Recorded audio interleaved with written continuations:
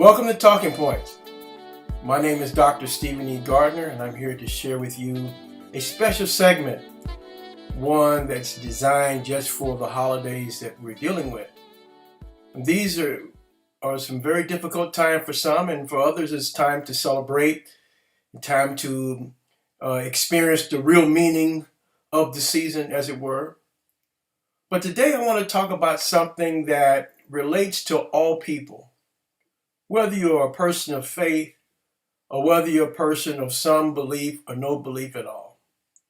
And that is, we all experience grief. And we experience grief especially, and it becomes especially difficult around the holidays.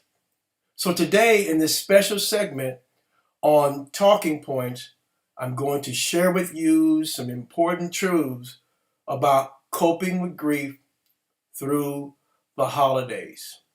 Coping with grief through the holidays. Well, what is grief? Grief is the internal feelings that's generated by the loss. In other words, these are things that you feel on the inside. Grief is an emotional trauma resulting from the death of a loved one or an emotional distress that could be the result of divorce or even the breakup of a relationship. So grief is not just the loss of a loved one through death, but it's also the loss of a loved one that may relate to a divorce or breakup. And let me put it this way, that very few people talk about, even the loss of a pet can trigger internal emotions regarding grief. Grief can also be the result of a traumatic event that overwhelms the individual's ability to cope. So it could be maybe a car accident or whatever the case it might be, or or you could be involved in some near-death experience, as it were, or whatever the case it might be, or an earthquake, hurricane, tornado, any of those kinds of things like that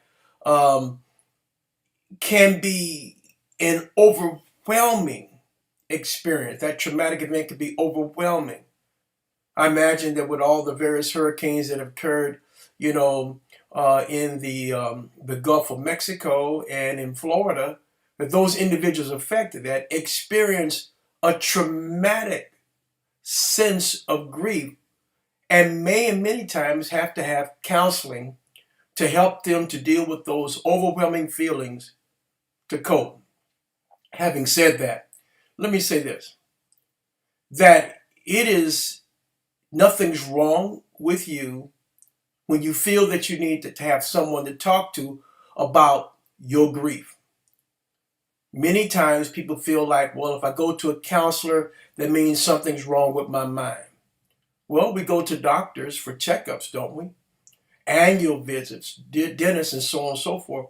Sometimes that it's important to be able to deal with those feelings of grief by talking to someone who is a professional or attending a group that can help validate the things that you're going through.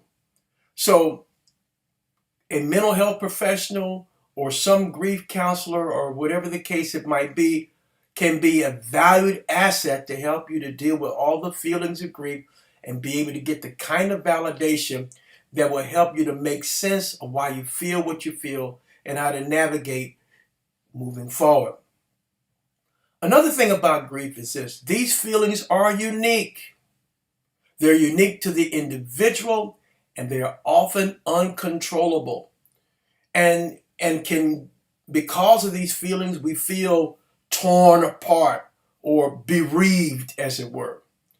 When I say that these feelings are unique, that means it's unique to you. No one is going to experience grief the same way. Everyone experiences grief differently. And sometimes those overwhelming feelings of grief can become uncontrollable. Maybe you hear a song, or maybe you can't stand Christmas music right about now. Or maybe you can't, familiar smells. All of these things become things that may move you to the point to where you can't hold back the tears and you can't stop the way you feel the way you feel. These feelings have you at a place where you are torn apart. And so grief is unique and individualistic, and as I said, uncontrollable at many times. Well, what is mourning? Now, oftentimes we find that the word grief and mourning are, a substitute one for the other, but there is a subtle difference between grief and mourning. Mourning is the external expression of our loss. These expressions of mourning are influenced by one's social environment or culture and are controllable. So the external expressions of loss are oftentimes controllable, and it is cultural. It's influenced by the environment. For example, you find in some faith traditions that when they've experienced the loss, maybe as of a pastor, that what they would do is that they would take some form of, they would put a black cloth over the pastor's pulpit chair for 30 days as a way of showing that the church is in outward mourning for this loss that they have experienced. Mourning takes on an internal grief and externalizes it in some form of action, symbol, or ceremony or ritual that activates social support. And that's kind of what I've already alluded toward in regards to the black cloth placed over the pastor's chair, or we go to a funeral, which is one of those outward expressions of mourning. And generally we wear black.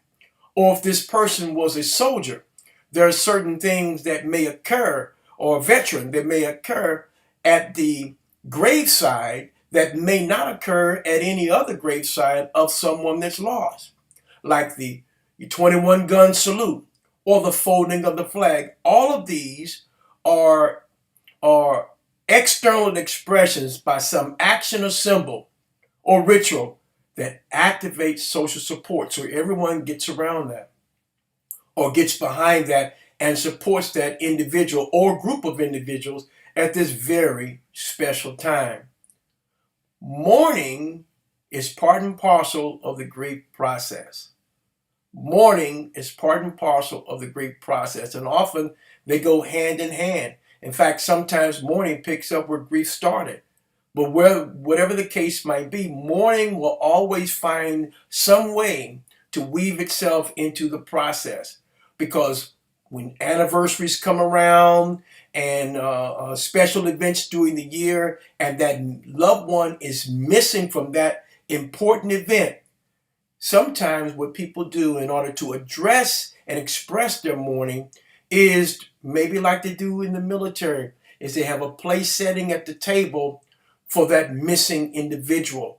Or maybe they'll visit the graveside, or maybe they'll buy a plant, or wherever the case it might be. Or maybe they have a time together as a family where each of them have the opportunity to share how important that person was to the value and the meaning of their life. So mourning is part and parcel of the grief process. Holidays are tough for the griever. In fact, holidays are rough as well as tough for the griever, because holidays are a traditional time of joy and laughter, sparkle and glitter, sharing and gift giving. But for people who are grieving, the holidays seem inappropriate, affronting, and painful. For people who are grieving, the holidays may seem inappropriate, affronting, and painful. Well, here's some things you need to understand about yourself, especially during the holidays when you're trying to cope with these feelings of grief. During the holidays, you may not want to engage with others. That is, going to parties, celebrating, or even putting up decorations. This response is normal and natural. And so often, and that's something to be understood because, you're used to doing certain things around the holidays, but this holiday, I'm not feeling it. And it's okay for you to be honest with how you feel. And whatever way you're feeling during this holiday with the absence of your loved one is natural and normal. In fact, you have to tell yourself and remind yourself that what I'm feeling right now, it's okay. I don't need to apologize for what I feel right now because what I feel right now, it's okay. So that's one of the things that we are engaged with when we are grieving in the holidays. You may not want to do these things, but know that whatever you're feeling at this very devastating time is normal and natural.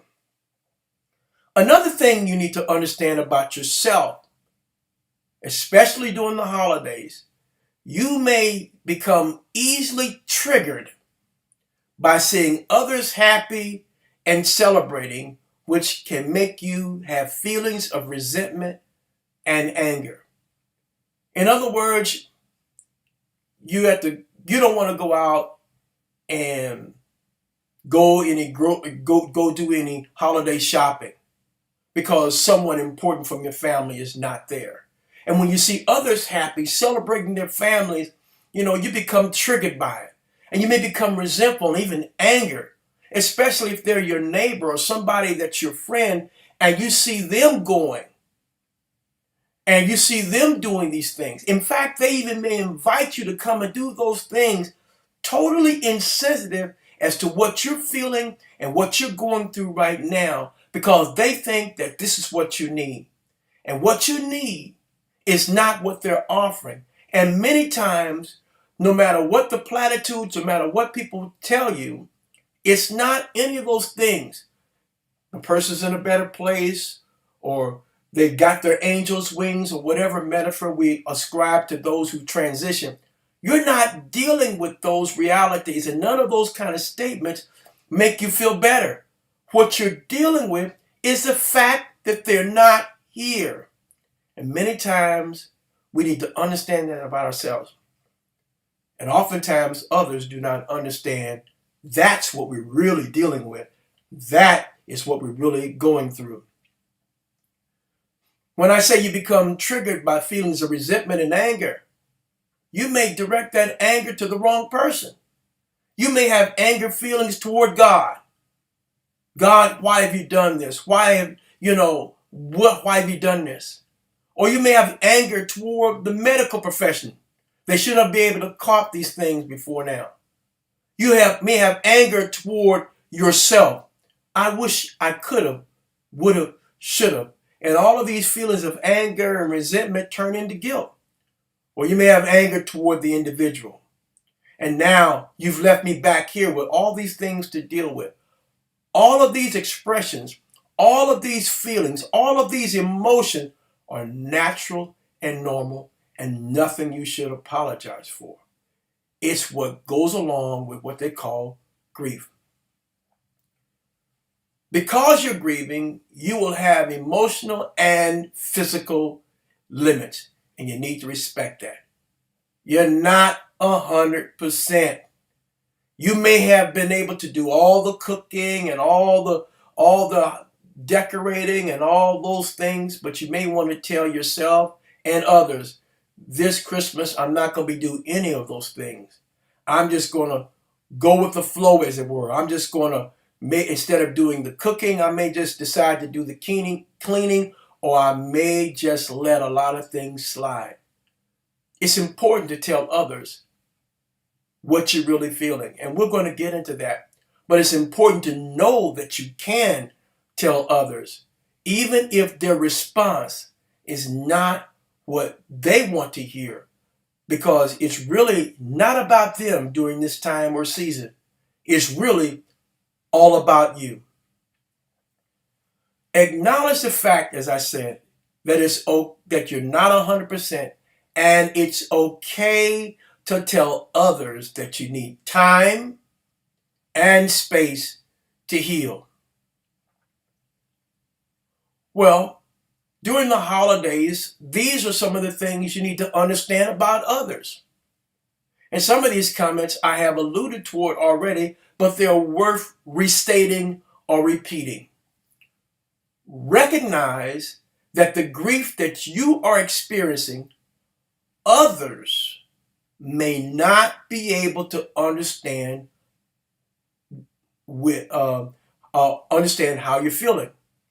Number one, if someone has never lost a spouse, it's going to be difficult for them to identify what losing a spouse feels like. If one has never lost a mother or a father, it's going to be difficult to identify what it feels like to lose a parent. If no one has never lost a sibling, it's going to be difficult to know what it's like to have lost a brother or a sister. And if no one has never lost a child, it's going to be hard for others to put themselves, to empathize with what you're going through. And so sometimes the best help and the best messengers in the times of grief, especially through the holidays, and not just the holidays, is to find others who've had similar losses so that you can get the validation and the kind of coping skills and tips that they may have come or that you get from being in a group. And that's where group counseling can be very, very beneficial to help you through this time of process. Don't feel embarrassed to have to get counseling, because it's about mental health. It's about your mental health. God wants you well, you want to be well, and others want you to be well too. So whatever it's going to take to heal you, do whatever it takes. In recognizing that the grief you're experiencing, others may not be able to identify with, here's the reason. Because it's not your grief, and it's not theirs. Or rather, I should say, it is your grief and not theirs. It is your grief and not theirs. Because grieving is really all about the individual who's grieving at that particular time. It is not about anybody else except you. Oftentimes, families struggle with how each others grieve, especially when they've lost an important one in their family. Everyone in your family will grieve differently, even when they have lost the same person. And I've seen this over and over again where families have lost an important time, and here come the holidays. Nobody knows what to do. Everybody's edgy. They're snappy at one another. It's the elephant in the room. No one wants to talk about it. And so you find everybody grieving differently. Some people just try to keep busy. Others go into recluse. Others may involve themselves, may even self-medicate. And what families need to understand, because we've all experienced the same loss, each one is going to grieve differently. And each one in a family unit should have compassion and empathy and allow the other to grieve the way that they're grieving. We can't fix grief. So you can't say, well, you ought to be doing this or she ought to be doing that. No, you ought to be doing what you feel like doing, because you have emotional and physical limits. So this is where families can begin to communicate and talk with one another in a time like this, so they understand, hey, we're all feeling the same way. Let's respect how each other feels and support one another through this process. Another thing we need to understand about others is this. Expect to get tired of the empty platitudes, such as, I'm sorry for your loss. Or, as I said before, they're in a better place. Or people not knowing what to say to you. Or people making promises of support they will never keep. You're going to get that. You're going to get the empty platitudes, people not knowing what to say, or people saying or making promises of support they never keep. Anytime you need me, I'll call you. Let's get together. Let's do this. And sometimes you never hear from those individuals. Some of y'all know what I'm talking about. There's people that even your own friends, that have said things to you and have made you promises of support, yet you never hear from them again. If they see you, they avoid you. Or if you and couples did things together, you were a couple and you were with these other couples, and because that person is no longer with you, either through death or divorce, they treat you like the plague. They don't empathize with what you're going through. And sometimes those people leave you, kicked to the curb. But let me tell you this.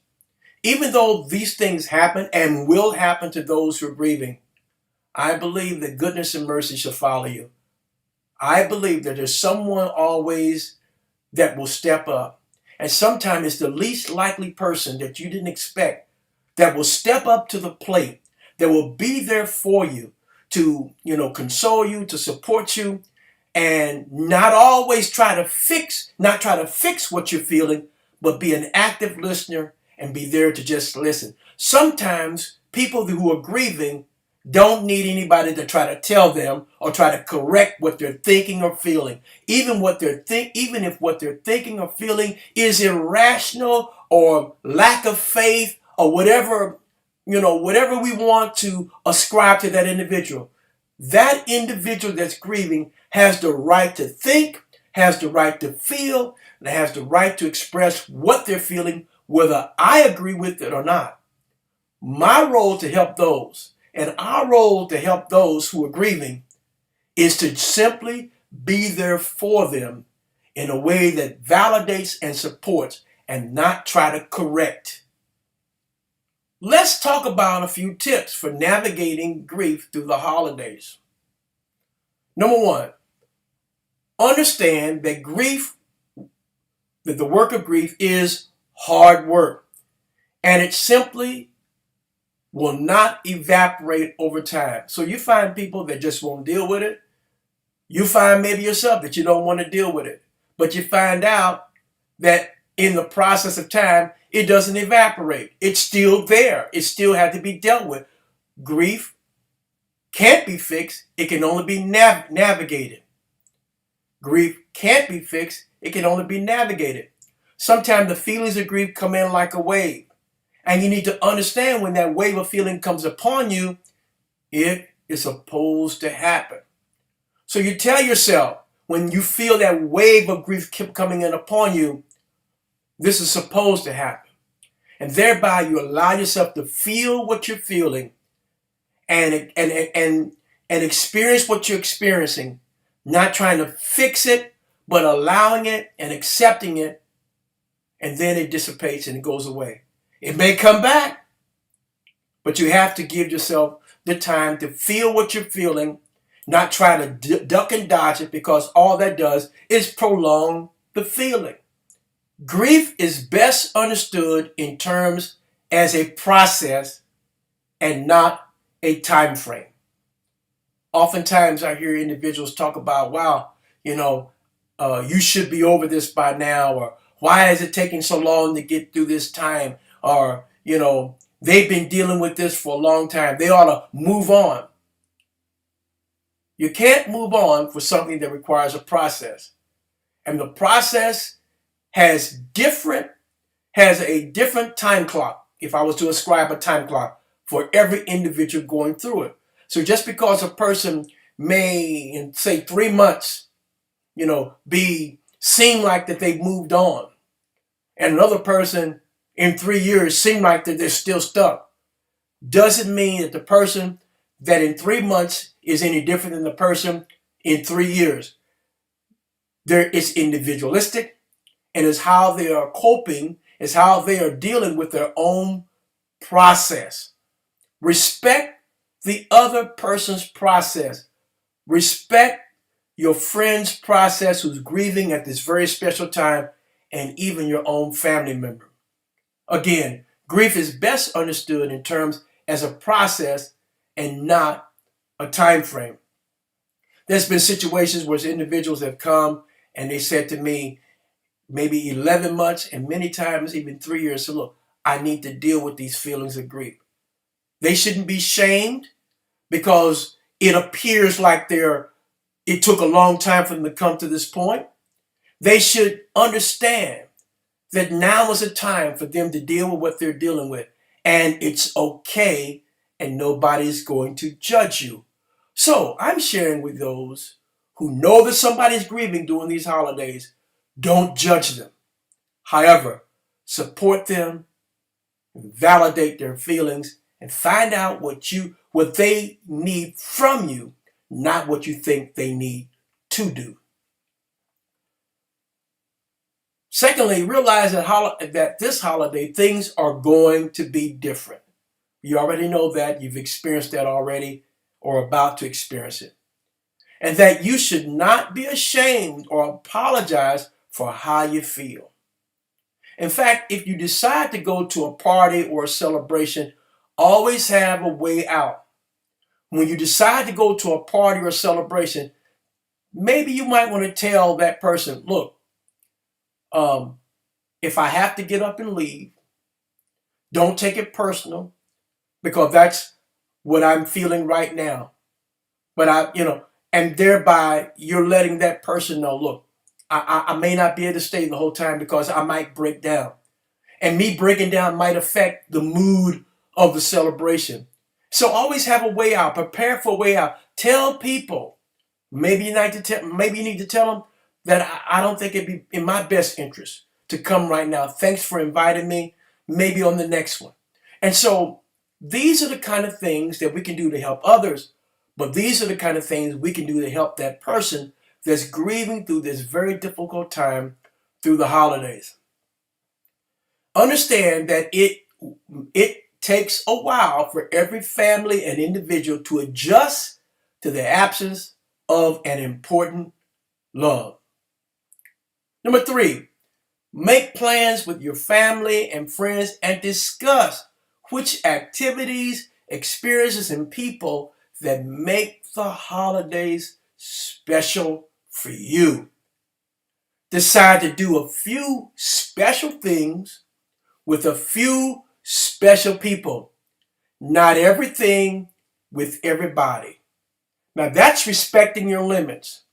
That's recognizing right now I need to be with people that are going to support me or not try to quote scripture or try to impose what they think I ought to be doing. You need, in many cases, to be left alone.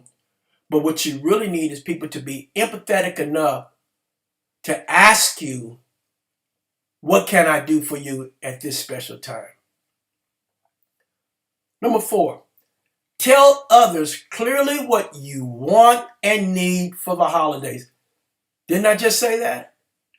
Do not be ashamed or embarrassed to let others know what you want from them in terms of emotional support, help, or even sharing. Unknown expectations generally go unfulfilled and lead to disappointment and bad feelings. In other words, people can't read your mind. And even if they acknowledge the fact that you've had a loss, they still can't read your feelings. Sometimes we have to tell people what we want and what we need during this time. Number 5, this is so vitally important. Be good to yourself during this holiday season. Find some way to be a blessing to yourself during this time. There's going to be some times that you may have some moments of happiness and you might feel guilty because What am I happy about because my loved one's not here? It's okay to have moments of happiness. And it's okay to focus on you on this time, in this time. Let me say it again. It's okay that the person who's grieving, it's okay for that griever to focus on themselves.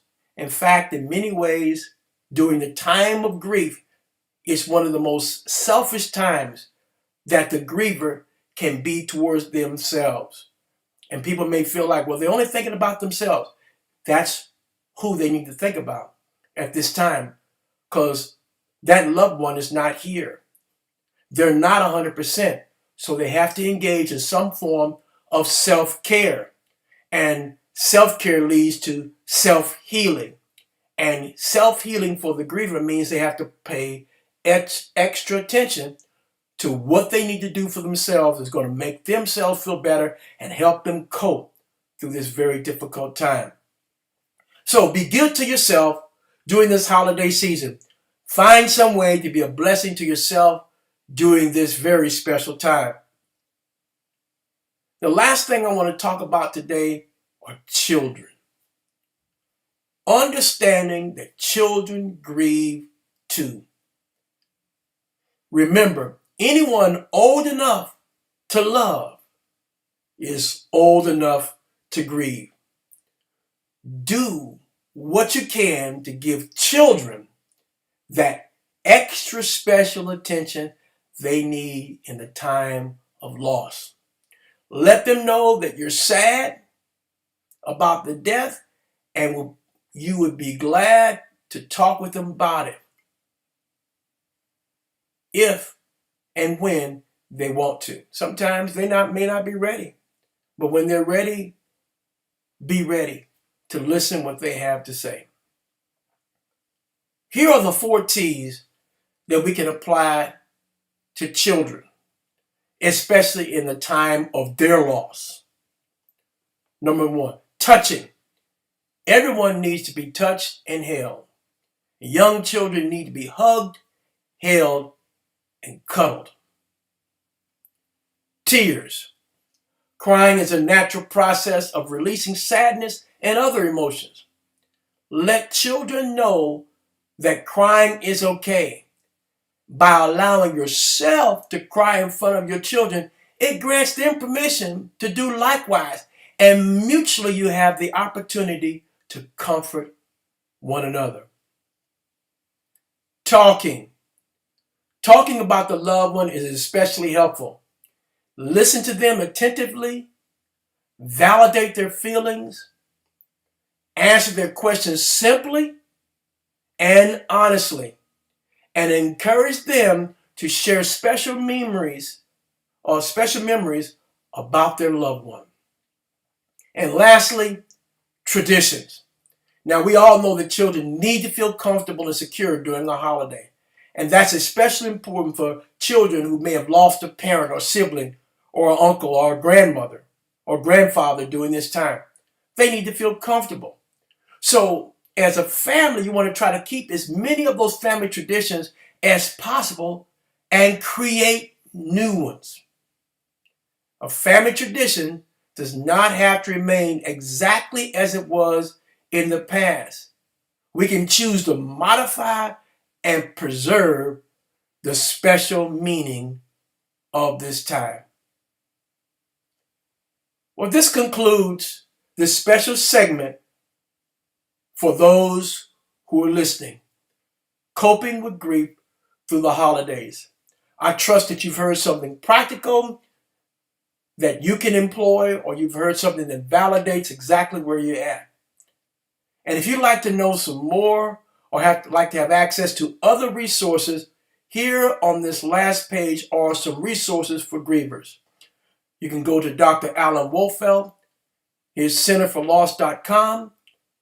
Regarding children, the National Association for Grieving Children, childrengrieve.org. It even has resources in your own city that you can connect with, or other kind of books that are designed to help you to kind of be there for the child. Or here's a book that's called Finding Your Way Through Grief, A Guide for the First Year, the second edition by Marty Tusley. If you'd like to purchase a copy of this book, you can go and visit hov.org publications and click on online store. And lastly, Grieving in the Context of Faith by Dr. Stephen E. Gardner. You can go to my website, drstephengardner.com, go to the YouTube playlist and select Talking Points with Dr. Stephen E. Gardner, number 109, and do a special segment there on grieving in the context of faith, designed for those who are faith followers, especially within the Christian tradition. May God bless you, and remember, Jesus is the reason for this season. And whatever you celebrate, make sure that those who are grieving, that you be there for them. God bless you. We'll talk to you again soon on Talking Points with Dr. Stephen E. Gardner. God bless you.